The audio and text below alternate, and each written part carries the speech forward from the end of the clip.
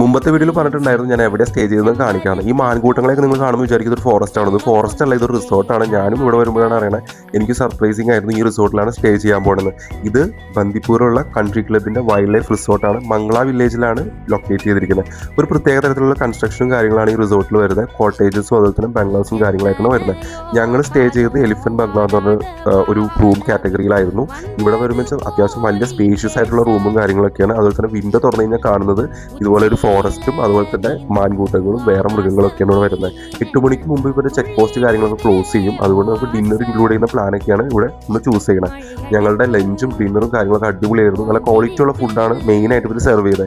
അതുപോലെ തന്നെ ഒരു വൈൽഡ് ലൈഫ് എക്സ്പീരിയൻസ് ചെയ്യാനും പിന്നെ നമുക്കൊരു മൈൻഡ് റിലാക്സ് ചെയ്യാനും ഒക്കെ ഉള്ളൊരു നിദ്ര സ്പാ എന്ന് പറയുന്ന ഒരു സെൻറ്റർ ഉണ്ട്. അതുപോലെ തന്നെ വലിയൊരു സ്വിമ്മിംഗ് പൂളാണ് ഇവർക്കുള്ളത്. കുട്ടികൾക്കും എല്ലാവർക്കും എൻജോയ് ചെയ്യാൻ പറ്റുന്ന അത്രയും വലിയൊരു സ്വിമ്മിംഗ് പൂളാണ്. അപ്പോൾ ബാക്കി കാര്യങ്ങളൊക്കെ ഞാൻ നെക്സ്റ്റ് വീഡിയോയിൽ കാണിക്കാം ഈ ട്രിപ്പിൻ്റെ.